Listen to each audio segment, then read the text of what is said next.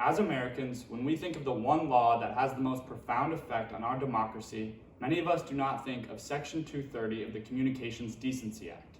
I know that I certainly didn't until these past few years when I started to realize the immense power that companies like Facebook, Twitter, and Google have when it comes to the most important feature of our democracy.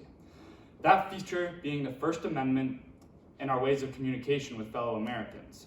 Today, I will address the significance of Section 230, as well as what seems to be a common theme in Congress and the Supreme Court lately, which is the idea that some of these big tech companies should start to be treated as common carriers.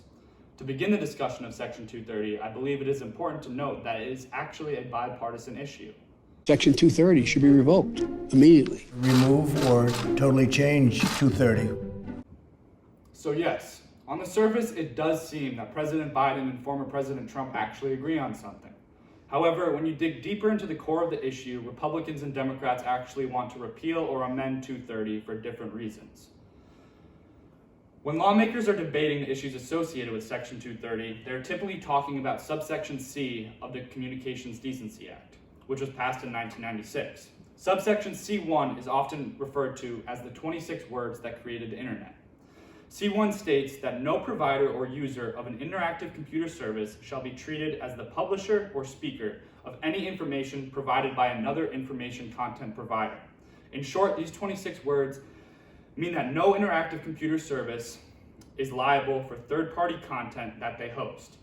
This means that if I go on Twitter and write some crazy, obscene, filthy, or defamatory comment of a movie that I just saw, Twitter or any other platform that hosts my content cannot be held liable for damages. Subsection C2 states that no provider or user of an interactive computer service shall be held liable on account of any action voluntarily taken in good faith to restrict access or availability of material that the provider or user considers to be obscene, lewd, lascivious, filthy, excessively violent, harassing, or otherwise objectionable, whether or not such material is constitutionally protected. Subsection C1 practically immunizes tech companies from being liable for users' content, and subsection C2 goes even further, stating that internet platforms also cannot be held liable for taking good faith action to moderate certain types of content.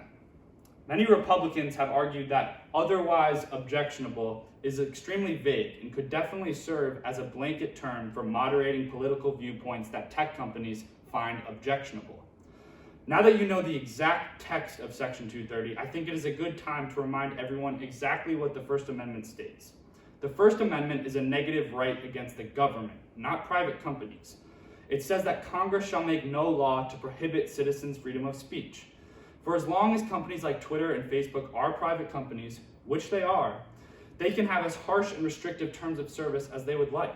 However, as you will see later in this presentation, there is a possibility that some of these big tech companies maybe have grown too powerful to fall under the "but they're private companies" argument. There were two major New York State Supreme Court cases which sparked the genesis of Section 230.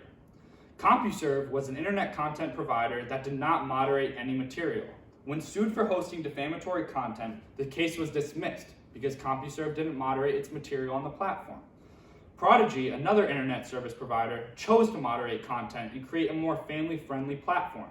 When Prodigy was sued for hosting defamatory content, Prodigy was liable because their company actively exercised editorial control over the platform's bulletin board. Even though Prodigy tried to create a more family-friendly environment on its platform, they were held liable for damages because their platform moderated and curated content. Small tech companies saw these two cases play out in the courts and obviously chose to follow the CompuServe business model and not moderate any content.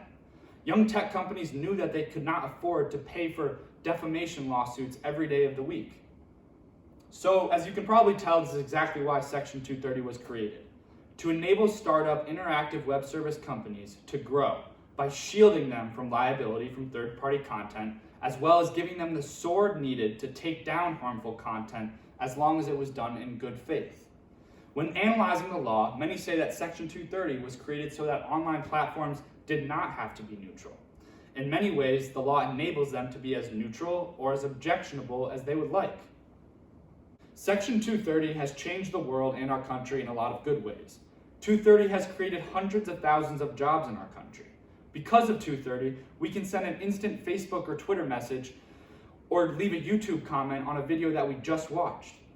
We can write Yelp and Amazon reviews and can access huge amounts of search results on Google every day. Think of the creativity and awesome ideas that have been promoted because Section 230 allows us to do it instantly. However, we can also consider some of the downsides. Some of these companies can make an evil profit. They can use Section 230 as a shield to allow clear disinformation to propagate online, or other harmful content relating to sex trafficking, for example. In many cases, the longer the content stays up online, the more money big tech companies end up making. I believe it's also important to grapple with the power that many big tech companies like Twitter and Facebook have. They successfully deplatformed a former president's greatest form of communication, which is quite symbolic of their control and power over our information. And more importantly, what about the vulnerability of our privacy? Big tech companies probably know more about us than a lot of our closest friends do.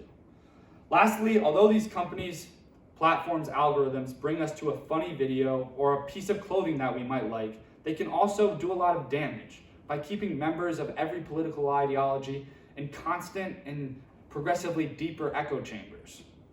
We need to be clear on where both parties stand when it comes to the Section 230 debate.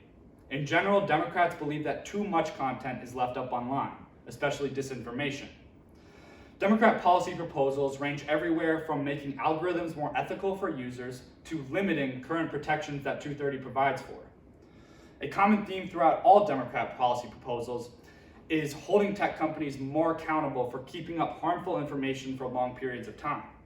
On the other hand, Republican lawmakers believe that big tech moderates too much content. The main stories that conservatives often reference are the constant flagging of former President Trump's tweets before the election, or when Twitter just weeks before the election took down the controversial New York Post article regarding Hunter Biden. Although there are notable examples of harsh moderation against conservatives, it is still difficult to prove that there is an anti-conservative and systemic trend in these apps, considering the high amount of likes, comments, shares, and overall activity that conservative influencers receive on a daily basis. Despite this, many Republicans want to completely repeal Section 230, or a more moderate option that some are considering is clearly defining what otherwise objectionable means. Luckily, there is some common ground between lawmakers. For example, there is currently a Democrat and Republican co-sponsored bill known as the Platform Accountability and Consumer Transparency Act. Under the Act, to receive Section 230 immunity, platforms would be required to publish an acceptable use policy that would detail the types of content the platform allows, explain how the platform enforces its content policies, and describe how users can report policy-violating or illegal content. The bill has many other requirements for platforms, and it also exempts small startup companies who do not have the money or infrastructure yet to pay for these types of services. In general, I like the PACT Act because I think it does the bare minimum. I think it solves what are the two biggest problems with big tech today, and that is transparency and consistency. And I think the PACT Act is the baseline for what lawmakers should do to hold tech companies more accountable. I'm going to push back a little bit on what I said earlier. When lawmakers state that Section 230 does not require platforms to be ideologically neutral in any sense, they are only thinking of subsection C, where it says otherwise objectionable and content moderators can pretty much moderate as they please. However, at the beginning of every statute passed by Congress, there is an included findings section. In findings section 3 of Section 230, Congress stated that the internet and other interactive computer services offer a forum for a true diversity of political discourse, unique opportunities for cultural development, and myriad avenues for intellectual activity. I'm only bringing this up to clarify that to a certain extent, it can be argued that the immunities provided by Section 230 are based on always having diverse political opinions flourish on online platforms. And I will always urge for America to pursue true political debate, cultural development, and intellectual activity and curiosity, and deciding for yourself what you believe to be true. As a country, we need to consider whether or not companies like Twitter, Facebook, Google, and other online platforms have become the modern day equivalent to the public square, where the First Amendment is the only speech code that really applies. We need to be asking ourselves whether or not the town square has been privatized by legally immune tech companies. To me, these companies' market dominance is quite clear and powerful. For example, Google's market share in terms of basic online search is above 90%. Close to 80% of adults in America have a Facebook account. And Amazon has an 83% market share in digital book sales. It's important to consider a company like Google's unique relationship with our government as well. From the beginning of Obama's presidency through October 2015, Google representatives visited the White House more than once a week, and close to 250 people have revolved from government service to Google employment or the other way around over his administration. No other public company comes close to having this type of relationship with the White House in terms of frequent interaction. With numbers like these in mind, competition is practically impossible. You can imagine how hard it would be to share your voice online if you were an adult in America without a Facebook account, or if Amazon chose to not sell your book, or if Google cut the visibility of a business's website significantly through their search engine algorithms. If these companies did not have such profound market dominance, I do believe that they should be allowed to moderate as they please. However, they only grow in their power by the day. Legal scholar Philip Hamburger argues that by Congress creating Section 230, Congress makes clear that it is immunizing companies from liability speech restrictions that would be unconstitutional if lawmakers themselves impose them. Furthermore, Supreme Court Justice Clarence Thomas in recent months has really gone after the big tech industry in his written concurrences for a few cases, where he refers to tech giants as common carriers. Thomas also stated that in assessing whether a company exercises substantial market power, what matters is whether the alternatives are comparable. For many of today's digital platforms, nothing is what Clarence Thomas says.